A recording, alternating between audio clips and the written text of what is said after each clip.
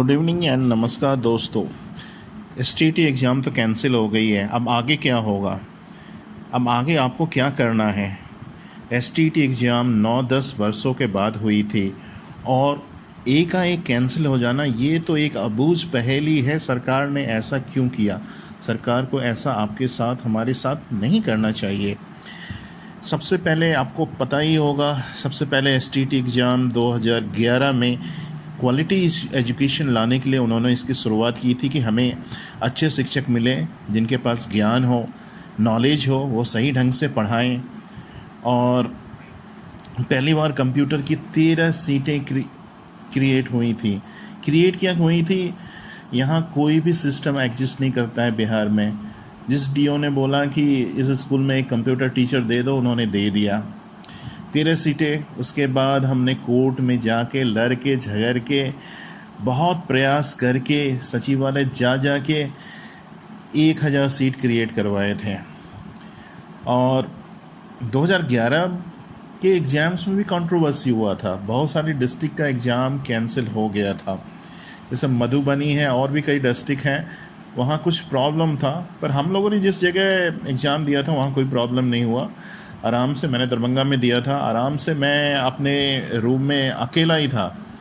एक मेरा दोस्त भी था, तो उसने भी एग्ज़ाम दिया था, पर उसने मैथ्स का दिया था। तो हम लोगों ने एग्ज़ाम दिया। क्वेश्चन बहुत ही आसान लगा। पेडागोजी और जो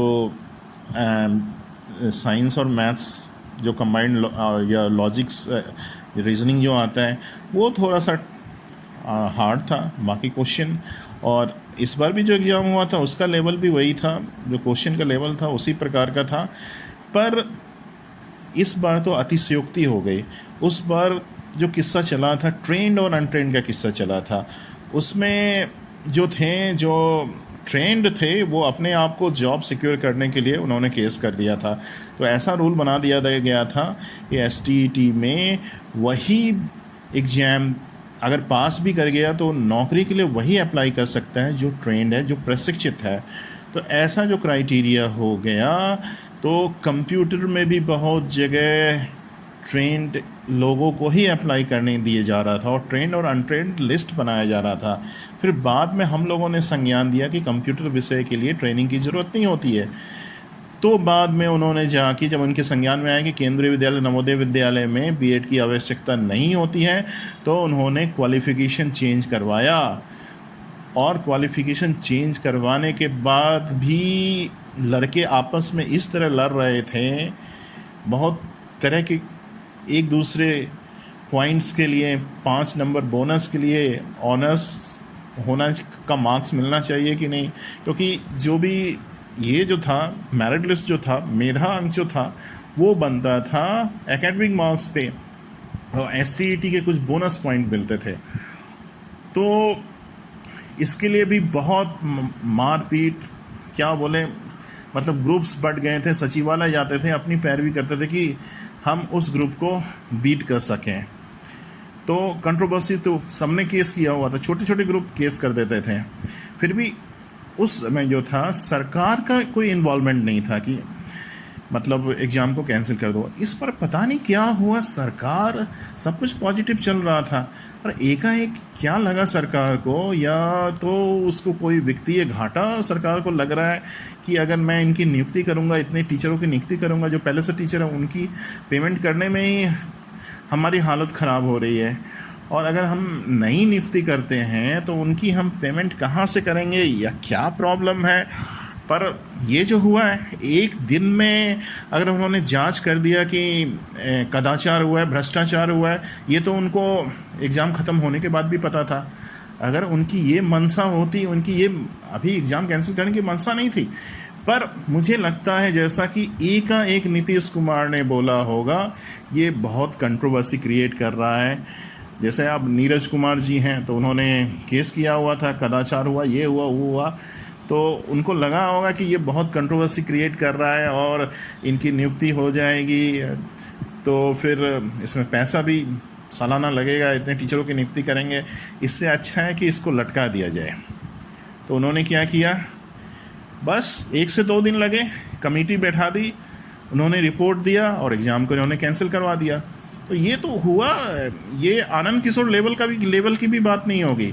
ये जो एग्ज़ाम कैंसिल हुआ है नीतीश के हुक्म में ही हुआ है, क्योंकि जो भी ये स्टेप्स चलते हैं अब बिना नीतीश के तो पत्ता भी नहीं हिल सकता है। तो जो भी नीतीश ने ऊपर से ऑर्डर दिया होगा, आनंद किशोर ने कमेटी बैठाई होगी और कमेटी बना के इन्होंने रिपोर्ट दे दिया।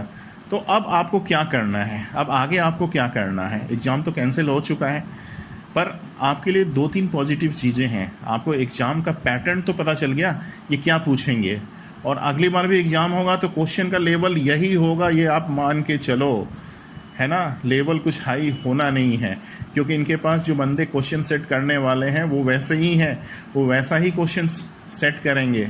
मुझे नहीं लगता है कि इससे हाई लेवल का क्वेश्चन ये सेट करने वाले हैं। तो एक तो आपके पास पॉजिटिव चीज़ आई कि आपको एग्ज़ाम का पैटर्न, किस तरह के क्वेश्चन आएंगे, ये आपको पहले से ही पता है।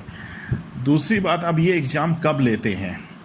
अब लॉकडाउन पीरियड तो मुझे लग रहा है इस साल भर लॉकडाउन ही चलता रहेगा, तो मुझे नहीं लगता है कि इस साल अब STT का एग्ज़ाम हो पाएगा।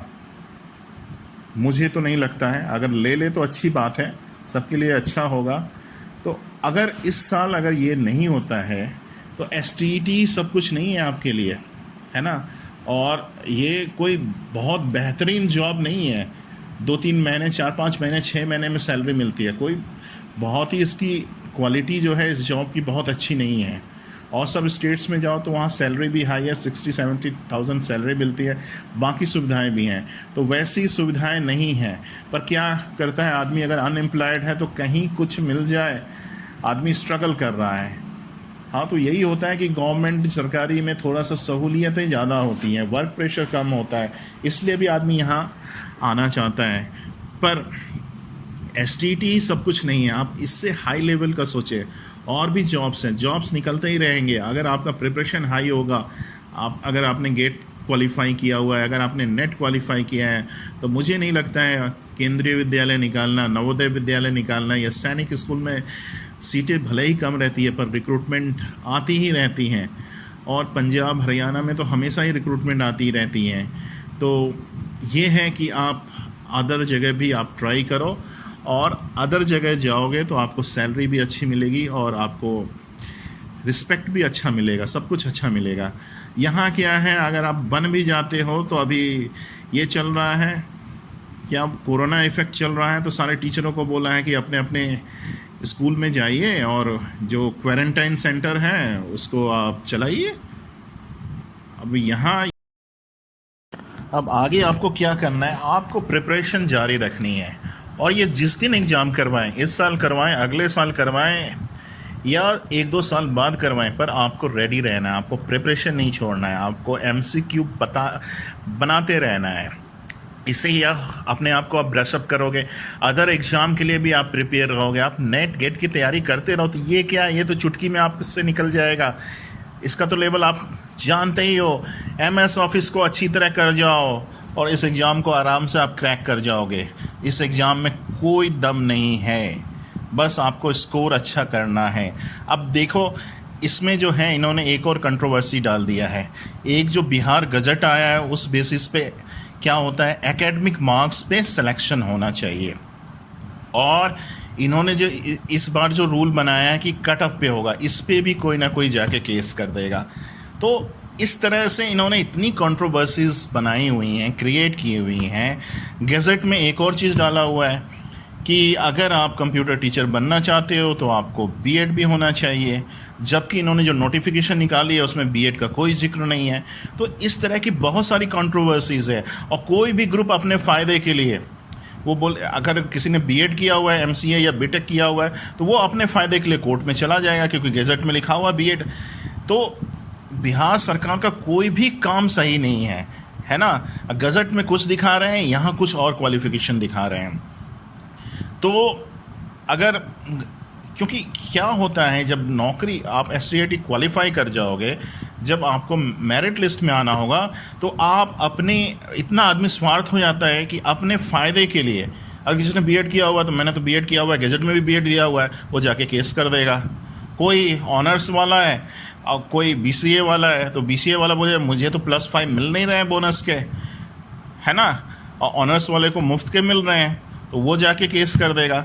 इस तरह बहुत सारी पॉइंट है, बहुत सारा ग्रुप बन जाएगा, होता है। तो इनका कुछ भी ट्रांसपेरेंट नहीं है, नियम कानून भी कुछ होता है ना, एक एक्यूरेट हो। आप देख लो, गैजेट देख लो और नोटिफिकेशन देख लो, उसमें कितना डिफरेंस है। तो ये भी है, ये सारी चीज़ें हैं। तो आपको कुछ नहीं करना है, आप एकदम रिलैक्स हो। कुछ लोग सुसाइड की बातें कर रहे हैं, कुछ लोग बोल रहे हैं ये हो गया, कुछ भी नहीं फ्रस्ट्रेट होना है। लाइफ में तो प्रॉब्लम है ही, बहुत सारे प्रॉब्लम आएंगे।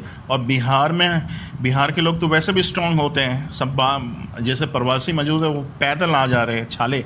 तो ये क्या है, एक छोटा सा झटका है, इसमें कुछ भी नहीं है। यहाँ जितने भी एग्ज़ाम हुए हैं वो कैंसिल होते ही है। अब तो भारतवर्ष की ये प्रॉब्लम हो गई है, सब जगह इसी तरह। पर यहाँ पे ये सब कुछ सही था, पर ये सरकार को अचानक क्या हो गया, नीतीश कुमार को अचानक क्या हो गया, क्या लगा? मुझे तो लग रहा है कि ये पता नहीं रिक्रूट करेंगे। तो अभी जो है इनका मेन फोकस है प्रवासी मजदूर, और ये प्रवासी मजदूर को रोज़गार देने जा रहे हैं, तो उसके लिए उनको फ़ंड चाहिए। अगर ये रिक्रूटमेंट करते हैं 1-2 महीने में रिक्रूटमेंट, उसके लिए फिर इनके पास फ़ंड का इनको जुगाड़ करना पड़ता, और इनको सबके लिए फ़ंड है, पर टीचर को सैलरी देने के लिए इनके पास फ़ंड है ही नहीं। मुझे तो यही लगता है अब इनका ध्यान चला गया है वोट पे, प्रवासी मजदूर पे, और टीचर या एसटीटी देने वाले ये उनकी संख्या छोटी है, तो इन पे इनका ध्यान नहीं है। मास तो वही है, प्रवासी मजदूर हैं, उनके जो ये हैं दोस्त बंधु हैं वही मास हैं। तो मेन फोकस अब उनका उन प्रवासी मजदूर की समस्या, उनको कैसे खुश किया जाए, उस पे चला गया है। तो बाकी चीज़ को इन्होंने प्राइमरी मिडिल के भी ये लटकाए हुए हैं, NIOS ये क्या है, और STT को भी इन्होंने अब ये कर दिया, रोक दिया। अब पता नहीं कब लेंगे। तो आपको करना तो कुछ ना कुछ तो पड़ेगा ही। कोर्ट केस करो या सचिवालय जाओ, प्रेशर बनाओ। आप कब तक एग्ज़ाम लोगे, एक ये बताओ, आप कब तक एग्ज़ाम लोगे? अगर आप प्रेशर नहीं बनाओगे, आंदोलन नहीं करोगे, तो वो बहुत मुश्किल है ये जल्द में एग्ज़ाम ले, या ऐसे ही लटकाए रखें कोई भी चीज़ है। आप देख लो, टीचर की ये सेवा शर्त बना रहे हैं, वो 5 सालों से लटका हुआ है। इन्होंने वादा किया था कि हम 1-1.5 साल में सेवा शर्त बना देंगे, अभी तक नहीं बनाया। तो यही है, अगर किसी चीज़ को ये रोक दें, फिर कब ये एग्ज़ाम लेंगे, क्या करेंगे, नहीं करेंगे, ये कुछ कहा नहीं है। इसके लिए आपको आंदोलन तो करना ही पड़ेगा, कुछ ना कुछ तो प्रेशर आपको बनाना ही पड़ेगा, वरना ये सरकार सुनने वाली नहीं है। ये ढीठ सरकार है। आपने देखा ही था प्राइमरी मिडिल वाले जो 2017 में ही TT करके बैठे हुए हैं, और उनकी जब नियुक्ति की बात आई, नियोजन की बात आई, तो ये सो गए, इन्होंने कुछ नहीं किया। फिर वो उन लोगों ने आंदोलन किया, उसके बाद उन्होंने क्या की, नियोजन की प्रक्रिया शुरू की, है ना, सबने अप्लाई किया। फिर कोई ना कोई बहाना, कोई ना कोई केस करता, बहाना बना के फिर इन्होंने उसको हॉल्ट लगा दिया। STT को पता नहीं इनको क्या सूझा, एकाएक इन्होंने इसको भी हॉल्ट लगा दिया। अब इनकी मेन समस्या प्रवासी मजदूर, तो अब प्रवासी मजदूर पे अपना ध्यान लगा रहे हैं, अपने फ़ंड को ये यूज कर रहे हैं। आपको जो भी अदर अपॉर्चुनिटी अगर किसी भी स्टेट में मिलती है, तो वो आप एग्ज़ाम दें, अच्छा करें। इसके भरोसे मैं कहता हूँ ये कोई बहुत बेहतरीन जॉब नहीं है, पर अगर नहीं मिलता है तो आदमी क्या करे, है ना। तो इसके लिए आपको स्पेशली कोई प्रिपरेशन करने की भी ज़रूरत नहीं है। आप बिना प्रिपेयर भी जाओगे, थोड़ा बहुत भी आप में स्किल होगा, तो ये एग्ज़ाम आपसे अच्छी तरह निकल जाएगा। तो मैं कहता हूँ आप रिलैक्स रहो, आप तैयारी करो गेट, और इस एग्ज़ाम के लिए आपको तैयारी करने की ज़रूरत नहीं है, मेरे हिसाब से ज़रूरत नहीं है। हाँ, आप तैयारी करो ना, 50 नंबर की आप तैयारी करो अच्छी तरह, और जो टेक्निकल जो क्वेश्चन है, अगर इसी तरह का क्वेश्चन पूछा तो तैयारी करने की ज़रूरत नहीं है। अब कुछ लेवल हाई करते हैं तो अच्छी बात है, और नहीं करते हैं तो बहुत अच्छी बात है। पर आप नेट गेट की तैयारी करो, और अदर भी निकलते रहते हैं। IT फील्ड में जॉब्स तो हैं ही, पर धीरे धीरे कम हो रहे हैं, पर आपको अदर्स जो हैं सोर्स, उसको भी ढूंढना है, और घबराना नहीं है। कुछ ना कुछ तो अच्छा ही होगा। अगर इन्होंने रोक दिया तो कम से कम आपको ये तो पता चला कि क्या पैटर्न, क्वेश्चन का पैटर्न कैसा रहेगा। ये तो एक पॉजिटिविटी बात आई। Very good. आप लोग टेंशन नहीं लेना, आप लोग अच्छे से रहो, बढ़िया से रहो। Thank you.